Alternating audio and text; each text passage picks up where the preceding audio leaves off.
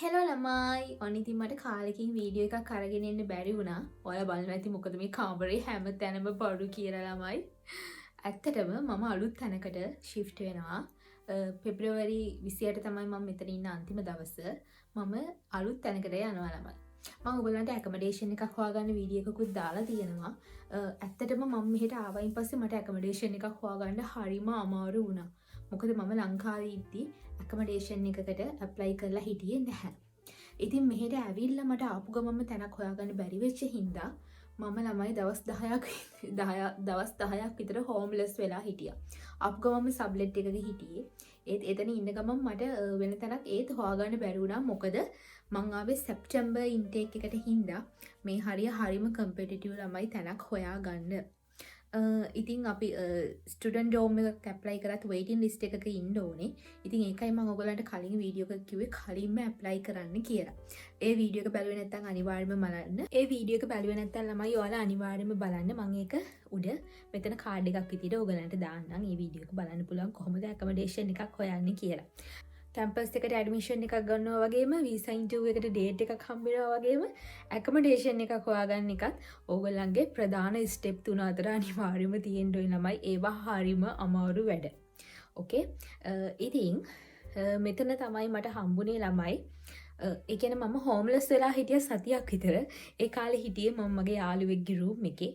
මෙහි සාමාන්‍යයෙන් ලංකාවේ වගේ එකම රූම් එකක දෙන්න තුන් දෙනාට ඉන්න බෑ. එක ළමෙක් අනිවාර්යයෙන්ම එක රූම් එකක ඉන්න ඕනේ. එතකොට තමයි ඒගොල්ලන්ට සිටි රෙජිස්ට්‍රේෂන් එක කරලා ටැක්ස් ID එකක්, ටැක්ස් නම්බර් එකක් හම්බෙන්නේ. ඉතින් ළමයි මම මෙතන මාස 6ක් හිටියා. මම සැප්තැම්බර් වල තමයි ජර්මනියට ආවේ. සැප්තැම්බර් අග වෙනකම් මම හිටියා සබ්ලෙට් එකක. ඊට පස්සේ ඔක්තෝබර් වල මැද තමයි මම මෙතෙන්ට ආවේ. ඉතින් මම මෙතන මාස 6ක් හිටියා නේ. අතර මාස 5යි. ඉතින් මම දැන් අලුත් තැනකට යනවා. මට එකපාර ඔෆර්ස් 3ක් ආවා ළමයි. ස්ටුඩන්ට් ඩෝම් දෙකකින් ඔෆර් එකක් ආවා. එකක් ස්ටුඩන්ට් ඩෝම් එකක් වෙනම ඇප්ලයි කරන විදියක්. ඉතින් ඒ දෙකකට අමතරව මට තව තැනක් හම්බුණා සිටි එකේ.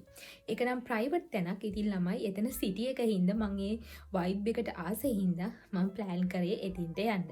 ඉතින් මම එතන වීඩියෝස් ටිකකුත් ඔයගලන්ට දාන්නම්.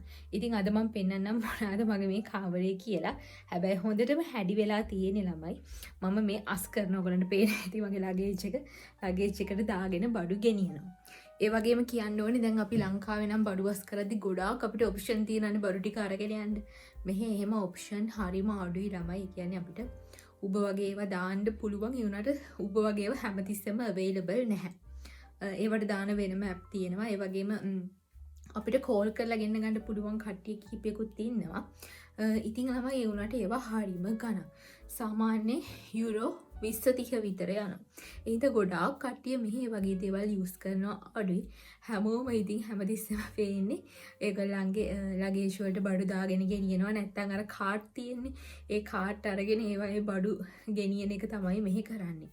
ඉතින් ළමයි මටත් දැන් මේ වැඩේ තමයි සිද්ධ වෙන්නේ. මම දැනට මගේ බඩු 3 පාරක් විතර ගිහින් දැම්මා. දැන් ඉතුරු ටික ආපහු ලගේජ් වලට දාගෙන හිමීට ගිහින් දානවා. මම දවස් 3ක් විතර මේ වැඩේට ගන්න කියලා ප්ලෑන් කරා.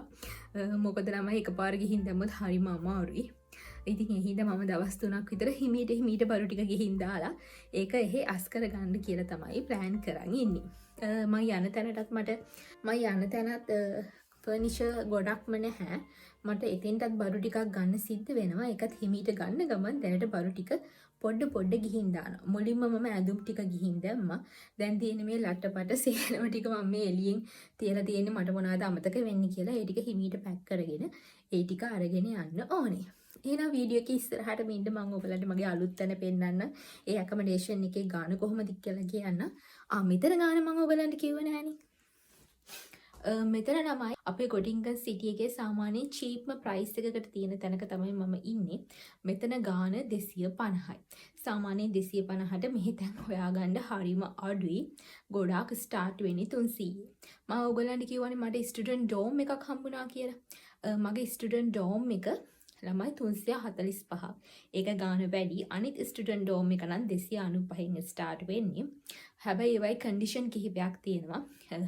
පළවෙනි එක 345 එක නම් මට සබ්ලෙට් කරන්න පුළුවන්. දෙවෙනි එක මට සබ්ලෙට් කරන්න බෑ. ඉතින් ඇත්තටම මම සමහර වෙලාවට ගොටින්ගන් සිටි එකේම ඉන්න පුළුවන් නැත්නම් වෙන කොහෙට හරි යන්න පුළුවන් ඉන්ටර්න්ෂිප් වලට එහෙම යන්න සිද්ධ වෙනවා අපිට මගේ ක්‍රෝස් එකේ අයට.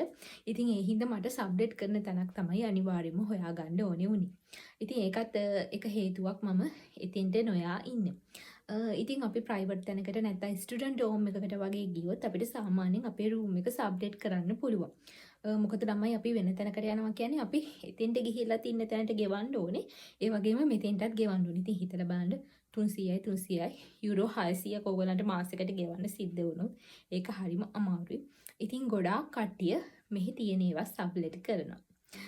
ඉතින් ඔයගොල්ලෝ වීඩියෝ එකේ ඉස්සරහටම එකතු වෙලා ඉන්න. මම අලුත් තැනක් පෙන්නන්නම් කොහොමද බඩු ගෙනියන්නේ කියලාත් ඔයගලන්ට කියන්න. එහෙනම් බා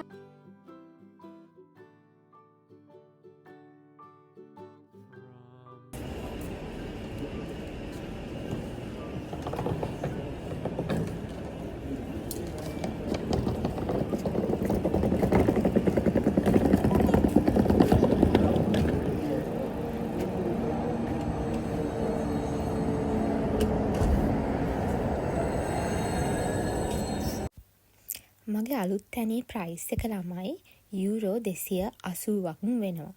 ඉතින් අපේ කොටින්ගන් සිටි එකේ ළමයි මම කියන්නේ අලුතෙන් නැහැ කියලා 180ට 190ටත් ස්ටුඩන්ට් ඩෝම් තියෙනවා. හැබැයි ඒවායේ වේටිං ලිස්ට් එක හරිම දිගයි. ඒ කියන්නේ ඒ වගේ එකකට ගිය ළමෙක් ආපහු එතනින් අයින් වෙනවා අඩුයි. ඒ හින්දා ඒවායේ වේටිං ලිස්ට් එක ගොඩක් වැඩි. ඉතින් ඒ වගේ එකක් හම්බෙන්න තියෙන chance එක ඔයගොල්ලෝ ඇවිල්ලා මෙහි ඉඳලා අවුරුදු 2කින් පස්සේ වගේ හම්බෙන්නත් පුළුවන්. අනික අපිට ස්ටුඩන්ට් ඩෝම් එකක් වගේ එකක් හම්බෙන්නේ අවුරුදු 4ක වගේ කොන්ට්‍රැක්ට් එකකට. එතකොට ප්‍රයිවට් එකකුත් ඔයගොල්ලන්ට හම්බෙද්දී ඔයගොල්ලෝ දැනගන්න ඕනේ ඔයගොල්ලන්ගේ කොන්ට්‍රැක්ට් එක කොච්චර කාලයකට කියලා.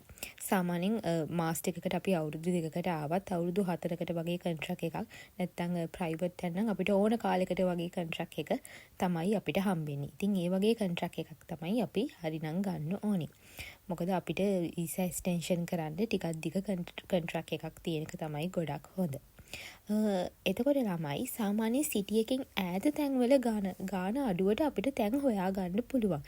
ඒත් එකම ප්‍රශ්නේ වෙන්නේ ඒ වගේ තැන්වල ඉඳලා අපහු අපිට අපේ වැඩ කරන තැනට ඒ වගේම අපේ කැම්පස් එකට යන්න චුට්ටක් ට්‍රැවල් කරන්න අමාරු හින්දා තමයි ගොඩක් කට්ටිය සිටි එකේම තැන් හොයාගන්න බලන්නේ. හැබැයි ඕගොල්ලන්ට බයිසිකල් වගේ පදින්න පුළුවන් නම් එහෙම පුළුවන් කට්ටිය ගොඩක් ඈතිනුත් තැන් හොයාගෙන තියෙනවා.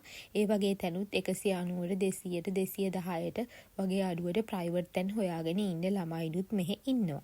ඒ වගේම මම අහලා තියෙනවා සමහර සිටිස් වල යුනිවර්සිටි වල ඇකමඩේෂන් වලට සල්ලි ගන්නේ නැහැටි කතාවක් මම අහලා තියෙනවා. ඒ කියන්නේ ජර්මනියේ හැම නගරකම නෙමෙයි සමහර නගරවල. ඉතින් ඒක ඕගොල්ලන්ගේ නගරෙන් නගරයට සිටි එකෙන් සිටි එකට මේ ගණන් චේන්ජ් වෙන්න පුළුවන්. නැත්තම් සාමාන්‍යයෙන් ඇවරේජ් එකක් විදියට ගත්තහම ස්ටුඩන්ට් ඇකමඩේෂන් එක ගාන යුරෝ 300 කියන එක තමයි වෙන්නේ. ඉතින් ඒකයි මම ඕගොල්ලන්ට කිව්වේ ඕගොල්ලන්ට කලින් මම ඕගොල්ලන්ගේ බජට් එක හදාගන්න වීඩියෝ එකක් කිව්වා. ඇකමඩේෂන් එකට යුරෝ 300ක් දාලා ගාන හදාගන්න කියලා. ඒක ඇවරේජ් එකක් විදියට තමයි මම ඕගොල්ලන්ට කිව්වේ. හැබැයි ළමයි ඇවරේජ් එක 300ක් වුණාට සමහරු ඉන්නවා ඊට වඩා වැඩි ගණන් දීලා. ඒ කියන්නේ සිටි එකේ එකො බෑන් ඔෆ් එකට ඒ කියන්නේ රේල්වේ ස්ටේෂන් එක හරියට ළඟ නැත්නම් යුනිවර්සිටි එකට ළඟ ඒ වගේ තැන්වල ප්‍රයිවට් තැන් හොයාගෙන මීටත් වඩා ගාන වැඩි තැන්වල 375 යුරෝ 400 450 යුරෝ 500 ඒ වගේ ඒ කියන්නේ ඔයගොල්ලන්ගේ රූම්ස් වල කන්ඩිෂන් වැඩි වෙන්න ඒ කියන්නේ ඕගොල්ලන්ට බාත්රූම් එකක් ඕගොල්ලන්ට කිචන් එකක් අන්න ඒ වගේ තැන් හොයනවා නම් ළමයි චුට්ටක් ගාන වැඩි. ඉතින් සාමාන්‍යයෙන් බේසික් තැනේ ඇවරේජ් එක තමයි මම යුරෝ 300ක් කියලා කිව්වේ. ඉතින් ළමයි දැන් මගේ අලුත් තැන තමයි මම ඉන්නේ. ඒ වුණාට එතෙන්ට මම ඔයගලන්ට කිව්වා වගේ තව ෆර්නිචර් ටිකක් මට අරගන්න සිද්ධ වෙනවා. ඒත් මම ඒ ටික හිමීට කරනවා. මොකද මම තාම මගේ සිටි රෙජිස්ට්‍රේෂන් එක මාරු කරගත්තේ නැහැ. ඉතින් ඒ ටික හිමීට කරන ගමන්ම මට මේ ටිකේ තව එක්සෑම් තියෙනවා. ඒවට රෙඩි වෙන්න ඕනේ ළමයි. තව වැඩ තියෙනවා. ඉතින් ගොඩක් බිසි. හැබැයි මේ ටිකේ කට්ටිය මගෙන් ගොඩක් එක ජාතියේ ප්‍රශ්න අහලා තිබ්බා. ඉතින් ඇකමඩේෂන් එකක් හොයාගන්න එකත් ඒගොල්ලන්ගේ ප්‍රශ්න අතර තැනක්. ඒකයි මම මේ වීඩියෝ එක අරගෙන ආවේ. මොකද පොඩි කට්ටක් සාමාන්‍යයෙන් ඇකමඩේෂන් එකක් මාරු කරද්දිත් අපිට කරන්න සිද්ධ වෙනවා බඩු ටික එහෙම අරගෙන යද්දි. ඉතින් ළමයි මේ වගේ ජර්මනිය මොනවද ඕගොල්ලන්ට ඉස්සරහට තියෙන අභියෝගවලට කොහොමද ඕගොල්ලෝ මුහුණ දෙන්න ඕනේ? ගෑනු ළමෙක් විදියට විශේෂයෙන්ම කොහොමද මුහුණ දෙන්නේ කියලා මේ වගේ වීඩියෝස්ුත් මම ඕගොල්ලන්ට අරගෙන එන්නම්. එහෙනම් අදට ගිහින් එන්නම්. ඔයාලා හැමෝටම සුබ දවසක්.